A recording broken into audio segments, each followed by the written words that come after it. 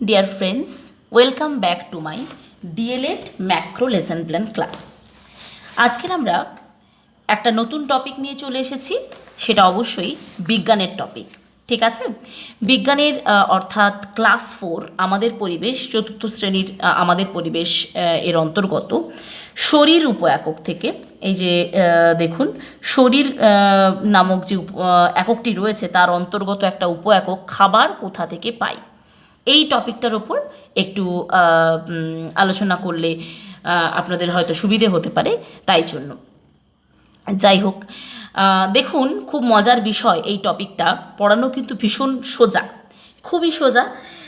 এখানে আপনি মডেল নিয়ে যেতে পারেন, চার্ট নিয়ে যেতে পারেন, দু রকমের জিনিস খুব ইজিলি নিয়ে যেতে পারবেন।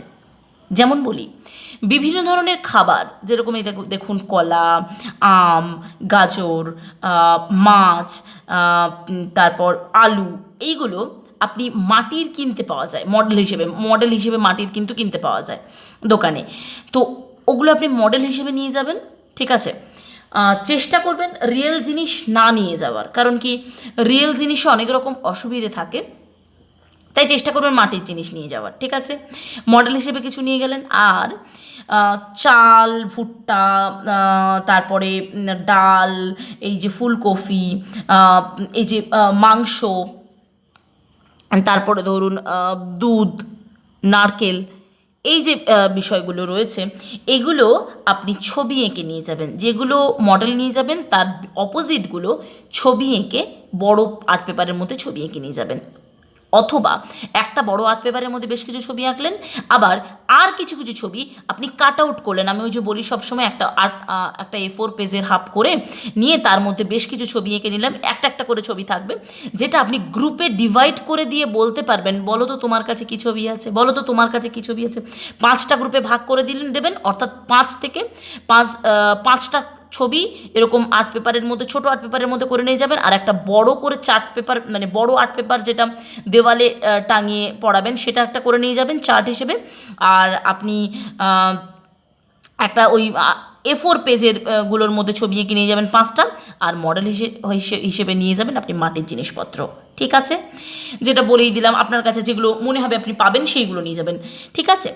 আচ্ছা, এবার আসি, আমি আগেই TLM এর কথাটা বলে দিলাম, আগেই বলে দিচ্ছি লেসন প্ল্যান দেব না, লেসন প্ল্যান নয়, আমি মুখে সবটা বলে দিচ্ছি, একটু শুনে নিন, তাতে কী হবে আপনি বানিয়েও নিতে পারবেন, আবার আপনার পড়াতেও সুবিধে হবে, ঠিক আছে। আচ্ছা, তাহলে TLMগুলো বলে ফেললাম, এবার আসছি আমি TLM-এর পরে আমি চলে আসছি একেবারে উদ্দেশ্যতে, বিশেষ উদ্দেশ্য, সাধারণ উদ্দেশ্য। এখন বিশেষ উদ্দেশ্যতে বলবেন, আমি বলছি আপনি লিখে নিন। আপনারা বিশেষ উদ্দেশ্যতে লিখবেন এমন কিছু খাবারের নাম তারা বলতে পারবে যা সরাসরি খাওয়া যায়, ঠিক আছে। 1 নম্বর হলো এমন কিছু খাবারের নাম, তাহলে কি বললাম, এমন কিছু খাবারের নাম বলতে পারবে যা সরাসরি খাওয়া যায়। 2 নম্বরে বলবেন এমন কিছু খাবারের নাম বলতে পারবে যা অন্য খাবারের সঙ্গে মিশিয়ে বানানো যায়, 2 হয়ে গেল। 3য়তে কি বলবেন না, তাহলে 1 নম্বর হলো, 2 নম্বর হলো, ঠিক। আর বলবেন যে এমন 3টি জিনিসের নাম লেখো যেগুলি থেকে খাবার বানানো হয়, এমন 3টি জিনিসের নাম লেখো যেগুলি দিয়ে একটা নতুন খাবার তৈরি করা যায়। যেমন ধরুন মোমো করতে কী লাগে, যেমন ধরুন মোমো করতে লাগে আপনার ময়দা লাগে, আচ্ছা চিকেন লাগে অথবা ভেজিটেবলস লাগে, তাহলে মোমো করতে ময়দা লাগে, মাংস বা চিকেন লাগে, মাংস লাগে, সবজি লাগে। তাহলে এই যে একটা খাবার মোমো, যেটা তৈরি করতে 3টি উপকরণ ধরুন দরকার, ময়দা, মাংস, সবজি, তাহলে তারা এই বিষয়টাও বলতে পারবে। তাহলে কি বললাম, লাস্ট যে বিশেষ উদ্দেশ্যে আপনি লিখবেন যে এমন 3টি উপকরণের নাম তারা, এমন কিছু উপকরণের নাম তারা বলতে পারবে যে উপকরণ দিয়ে নতুন কোনো খাবার তৈরি করা যায়। হলো, এটা কিন্তু বিশেষ উদ্দেশ্য গেল, 3টে বিশেষ উদ্দেশ্য বলে দিয়েছি। সাধারণ উদ্দেশ্যে কি বলবেন যে প্রতিদিনের খাদ্য তালিকা, অর্থাৎ সকালে, দুপুরে, বিকেলে, রাতে তারা কি কি খায় সে সম্পর্কে বলতে পারবে, ঠিক আছে। কি লিখবেন? প্রতিদিনের একটি খাদ্য তালিকা প্রস্তুত করতে পারবে, অর্থাৎ সকালে দুপুরে বিকেলে রাতে তারা কি কি খায় সেই বিষয় সম্পর্কিত একটা চার্ট তারা বানাতে পারবে। এটা গেল সাধারণ উদ্দেশ্য। টিএলএম কী কী বলেই দিয়েছি, চার্ট মডেল কী কী নিয়ে যাবেন, আর তাহলে টিএলএম এর কথা বলছি না। এবার আসছে আয়োজন স্তরে, মন দিয়ে শুনে নিন, আপনিও লিখে নিতে পারবেন। আয়োজন স্তরে আপনি ঢুকেই খুব সহজে আপনি জিজ্ঞেস করতে পারবেন যে তোমরা কি খেয়েছো, কুশল বিনিময় করার পর কি খেয়েছো, তারা বলবে কেউ ভাত, কেউ বলবে রুটি বলবে। তাহলে ভাত আমরা কোথা থেকে পাই? চাল থেকে পাই। দেখো তো এখানে চার্টের মধ্যে কোথায় চাল আছে, এই যে তারা বলবে যে এইটা হচ্ছে এই বস্তার মধ্যে চাল আছে। আচ্ছা, রুটিটা আমরা কোত্থেকে পাই? গম থেকে পাই। আচ্ছা, তাহলে এখানে দেখো তো কোথায় গম আছে, এটা হচ্ছে গম। আপনি নাম লিখে দেবেন, এটা চাল, এটা গম, এটা আম, এটা পেঁপে, এরকম নাম লিখে দেবেন। এটা দই, এটা চিংড়ি, এটা মাছ, এরকম নাম লিখে দেবেন। এটা দুধ বা মধু, এগুলো নাম লিখে দেবেন। তাহলে তারা বলতে পারবে এটা দুধ, এরকমভাবে তারা বলতে পারবে। আচ্ছা, তোমরা কি দুধ খেতে ভালোবাসো? কেউ বলবে হ্যাঁ, শিক্ষার্থীর উত্তরে কেউ হ্যাঁ থাকবে। আচ্ছা, দুধ আমরা কোথা থেকে পাই? গরুর থেকে দুধ পাই। হয়ে গেল। এটা হলো আয়োজন স্তরের 2 থেকে 3টে এরকম প্রশ্ন আপনার মতো করে দেবেন। আর আয়োজন স্তরের যে বিষয়গুলো থাকে, যেরকম এটা হচ্ছে শিক্ষক শিক্ষিকার কাজে হয়ে গেল। বিষয়বস্তুতে কি থাকবে? শ্রেণীসজ্জা, দলে ভাগ, পূর্বজ্ঞান যাচাই, নতুন পাঠের আগ্রহ সঞ্চার। বিষয়বস্তুতে এটা লিখবেন। শিক্ষক শিক্ষিকার কাজে তো আমি বলেই দিলাম, এই 3-4টে মতো প্রশ্ন করবেন ছবি দেখিয়ে দেখিয়ে। যৌক্তিকতা থেকে মনোযোগ সৃষ্টি, বিষয়ে আগ্রহী হবে এবং উৎসাহের সঞ্চার, নতুন পাঠের সংযোগ সাধন। যৌক্তিকতা, শিক্ষার্থীর আচরণ কি? শিক্ষার্থীরা শিক্ষকের কথা শুনবে এবং প্রশ্নের উত্তর দলে বলা বলি করে দেবে। যৌক্তিকতা, তারপরে যৌক্তিকতাতে শিক্ষার্থীরা শিক্ষককে মান্য করবে, সৌজন্য দেখাবে। সময় কত? 10 মিনিট। প্রত্যাশিত উত্তর একদম রাইট সাইডে যেটা হবে, যেটা শিক্ষার্থীরা বলবে, শিক্ষক যেটা জিজ্ঞেস করবে তার খালি উত্তরগুলো আপনি ডান দিকে লিখে দেবেন। গেল আয়োজন স্তর। উপস্থাপন স্তরে গিয়ে আপনি কিন্তু কিছু এক্ষেত্রে আপনি এমন কিছু বোর্ডে লিখবেন, এমন কিছু জিনিস যা সরাসরি খাওয়া যায়, দিয়ে আপনি নাম বলে দেবেন। যেরকম ভুট্টা সরাসরি খাওয়া যায়, পাকা পেঁপে সরাসরি খাওয়া যায়, আচ্ছা আপেল সরাসরি খাওয়া যায়, মধু, আমলকি, দুধ, দই এগুলো সরাসরি খাওয়া যায়, নারকেল সরাসরি খাওয়া যায়, এই বিষয়গুলো বললেন।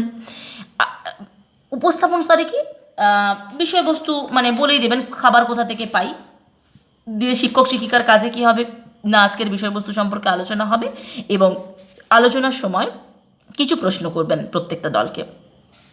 সেখানে একটা প্রশ্ন থাকবে, এমন কিছু খাবারের কি তোমরা নাম বলতে পারবে যা আমরা সরাসরি খাই? শিক্ষার্থীদের উত্তরে থাকবে পেঁপে, পাকা আম, কলা, পাকা পেঁপে, আপেল, মধু, আমলকি, দুধ, দই এগুলো সরাসরি খাই। আচ্ছা, তারপর একটা দলে আপনি তো ভাগ করে নেবেন 5টা দলে। তা এমন কিছু খাবারের কি নাম বলতে পারবে যেগুলো আমরা একটার সঙ্গে একটা মিশিয়ে খাই? তারা বলবে চাল, পালং শাকটা রান্না করে খাই, আমরা সরাসরি খাই না। চাল কুমড়ো, আদা রসুন, তরকারিতে দিয়ে খাই আদা রসুন, এগুলোর নাম বলতে পারবে যেগুলো অন্য কিছুর সাথে মিশিয়ে খাই। আলু, মূলো, গাজর এগুলো অন্য কিছুর সাথে মিশিয়ে খাই। তাহলে হয়ে গেল, দ্বিতীয় প্রশ্ন হয়ে গেল। তৃতীয় প্রশ্নতে বলতে পারেন যে এমন একটা খাবারের নাম বলো এবং তার সঙ্গে সঙ্গে তার উপকরণের নাম বলো, একটা নতুন কোনো খাবার এবং তার উপকরণ। আমি উদাহরণ দিলাম, তারা বলল মোমোর উপকরণগুলো কী কী বলো? ময়দা, মাংস, সবজি এগুলো। বা চাউমিন যদি বলে তারা বলতে পারবে ময়দা, সবজি, ডিম, মাংস এগুলো উপকরণ। তাহলে এইভাবে আপনি 4টে দলকে ভাগ করে প্রশ্ন করবেন এবং তারপরে বললেন তোমার কাছে যে ছবিটা আছে দেখে বলো তো সেটা কিসের ছবি? তারা হয়তো বলবে চিংড়ি মাছ। ধরুন এই একটা আপনি কাট আউট দিয়েছেন, ঠিক আছে, আমি সাপোজ বললাম দুটো মাছের যে কোনো একটা কাট আউট দিয়েছেন। তখন আপনি আচ্ছা তোমার কাছে মাছ আছে, আচ্ছা মাছ কি আমরা সরাসরি খাই নাকি অন্য কোনো খাবারের সঙ্গে মিশিয়ে খাই? নিশ্চয়ই সরাসরি খাই না, অন্য কোনো খাবারের সঙ্গে অর্থাৎ রান্না করে খাই। আদা রসুন পেঁয়াজ এগুলো দিয়ে রান্না করে, আলু দিয়ে রান্না করে তবেই খাই। তাহলে এটা আমরা সরাসরি খাই না, এটা কিন্তু আমরা অন্য কিছুর সাথে মিশিয়ে খাই, অন্য খাবারের সঙ্গে। তাহলে এ সম্পর্কে তাহলে আপনি ছবি দেখিয়েও জ্ঞান দিতে পারবেন। যেমন কাঁচা মাংস, এটাকে আমরা সরাসরি খাই নাকি অন্য কিছুর সাথে মিশিয়ে খাই, সেটাও তারা বলতে পারবে। তাহলে আপনি সেরকম একটু বুদ্ধি করে দেখে নেবেন, কিছু সরাসরি খাবার জিনিস ছবি কাট আউট তাদের দেবেন, আর কিছু সরাসরি খাওয়া যায় না এরকম কাট আউট দেবেন। তাহলে দুটোই আলোচনা করে দিতে পারবেন তাদের কাছে ফটো মানে ছবি দিয়ে। হলো, এটা উপস্থাপন স্তর গেল। মূল্যায়ন স্তর তো খুব সিম্পল, যেগুলো থাকে সেরকমই থাকবে কর্মপত্রে, আপনি কিচ্ছু না। এই একটা খাদ্য তালিকা প্রস্তুত করার জন্য এরকম একটা সকালে তুমি কী খাও, দুপুরে তুমি কী খাও, বিকেলে কী খাও, রাতে কী খাও, তার একটা তালিকা প্রস্তুত করতে দেবেন। ব্যাস হয়ে গেল। এটাই করতে দেবেন, আর কোনো কিছু দরকারই নেই। তাহলে বন্ধুরা, মোটামুটি খুব সংক্ষেপে হলেও আমি কিন্তু টোটাল আইডিয়াটা কিভাবে আপনি দেবেন ক্লাসে গিয়ে সেটা কিন্তু চেষ্টা করলাম বলতে। এবার আপনি আপনার আইডিয়ার সঙ্গে আমার আইডিয়াটা মিশিয়ে নিয়ে আপনি আরও বেটার ওয়েতে এটা ক্লাসে পড়াতে পারেন। ঠিক আছে? তাহলে আশা করছি এই টপিকটা এই পর্যন্ত আমি রাখছি আজকের। তো পরের টপিক খুব তাড়াতাড়ি নিয়ে চলে আসছি আপনাদের কাছে। ততক্ষণ আপনারা সবাই ভালো থাকুন, সুস্থ থাকুন, আনন্দে থাকুন। অবশ্যই সবাইকে ভালো রাখুন। টাটা।